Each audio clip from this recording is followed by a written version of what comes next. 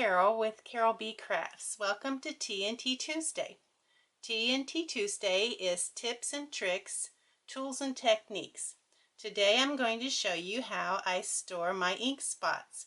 Now I've just started my little collection because Stampin' Up! Has just come out with a special little collection of Stampin' spots, and the name of that is Picture Perfect Party Classic Stampin' Spots. Now I have those, and then I have a couple of the ones I've gotten with paper pumpkin. So these are the ones that come with the Picture Perfect Party stamping, classic stamping spots. So I am like an organization freak, so I had to think of a way to store my Stampin' spots. And I think they need to be stored upside down like our regular ink pads do. So this kind of helps with that too. So you can store them here in one of these regular, it's like a case for the wood mount or a double stamp set, and Stampin' Up! Does sell these, and I'll put the name and the number on the screen. But it's basically a plastic case that they sell. I think it comes with 4 cases with each one of the sets that they order, that you can order. And what's cool about this is that you can store them upside down, and you can put any paper there that you want. I'm using this paper from Whole Lot of Lovely DSP because I like the paper, but I haven't really decided what else I could do with oranges. But I live in Florida, so I should be able to find some things to do with oranges. So that way you can store them upside down, and then when you want to use them, flip them over and have easy access, and then you'll be able to store 3 for each row. So this would store 15 Stampin' spots. So today I'm going to show you how to make this little insert for your stamping, your case, so that you can do what I've done to store your Stampin' spots.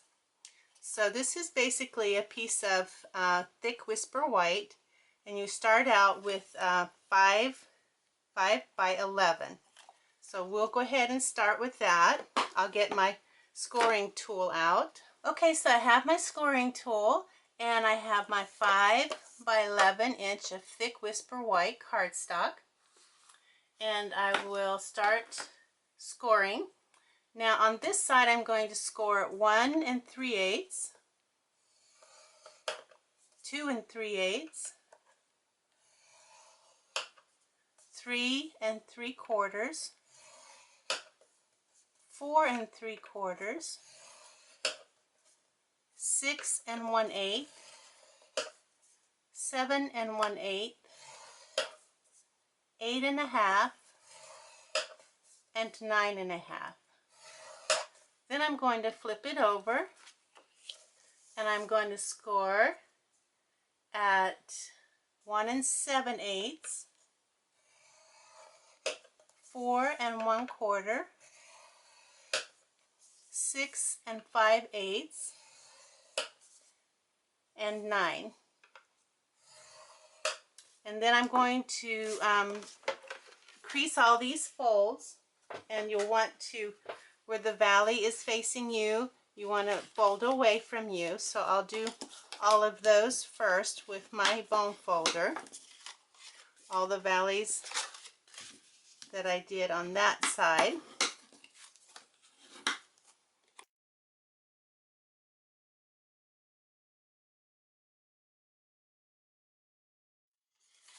And then you're going to turn it over, and then with the valleys facing you this way, you're going to fold away from you again and do all the other creases that you did.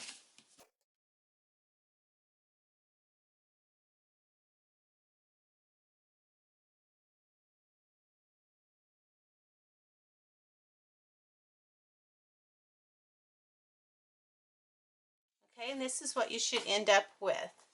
So what's going to happen is you're going to have all of these little things here are going to form the dividers for your Stampin' spots. So you have your peaks there, You're going to turn it over, and you're going to put either adhesive here on this. You see the two, 1, 2, and the little valley thing there. You're going to put some adhesive here. I'm going to use TNT, but if you want to use just regular adhesive or fast fuse might be better than regular adhesive, especially if you live in a humid climate.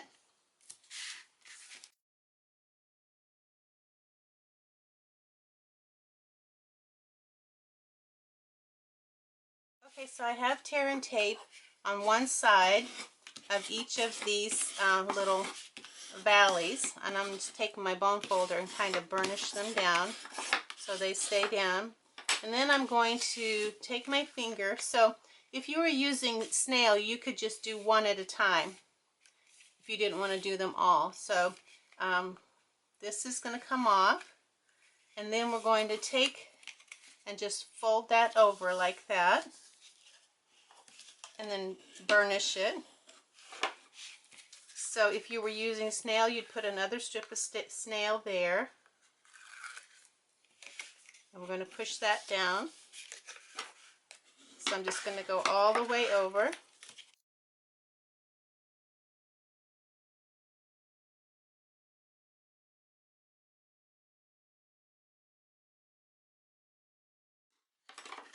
And we have our dividers for our case. So these will be going inside our case here like this. Now you don't have to put any DSP on the back if you don't want, but if you want just to make it a little prettier, then you'll want to use a 7 1/8 by 5 inch of DSP. And if you're going to do that, I'm going to just kind of push this down for a second. I'm going to take my tear and tape, and I'm going to put a strip here on the edge, and then I'm going to put another strip here. Now if you're using fast fuse, then you would just put 2 strips there, and then I'll show you later what you'll need to do. But since I'm using the tear and tape, I'm going to go ahead and put tape on all of these edges here, just on this side of the crease, and then one here on the end. Okay, so again, I'm going to burnish these, give them a good, make sure they stick really well. Now the end that has the 2, you're going to pull both of the tear and tape off, or you'll have your 2 strips of snail, and you're going to the back side of your paper. So this is the side that's going to, I'm going to match up my edges with that, and I also want to make sure that it's going to be even here along this edge as well. And once I'm happy with it, I'm going to press it down, and then you'll see as I flip it over, I can see that it's going to be a little bit off, but that's okay. I can trim it with my scissors. I'm going to try to push it so that it's a little bit more there. Now I'm going to take my next strip, but if you're doing snail, you just do a strip of snail there, push it down, another strip of snail, or pull off your tab of tear and tape, push it down, and we're just going to go all the way down the paper.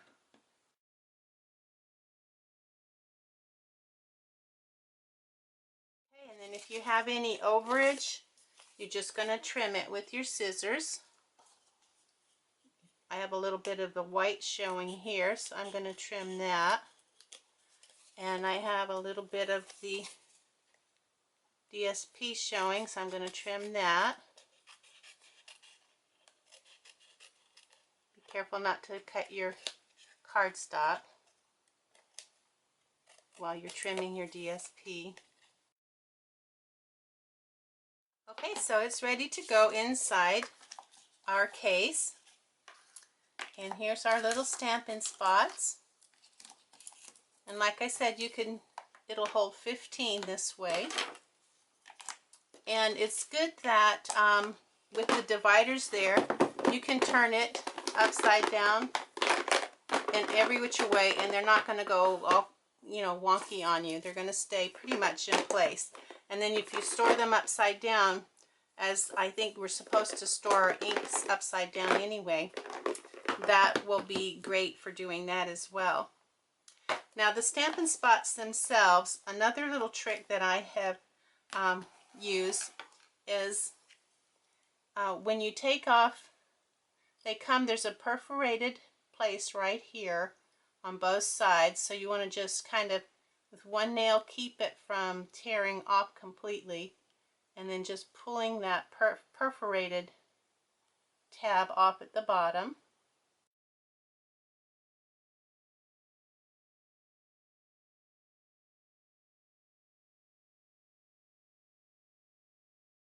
So I tore this side off at the bottom, but you don't want to tear it off on the other side. On the other side, you want to leave it on there so that when you open it, it acts as a little,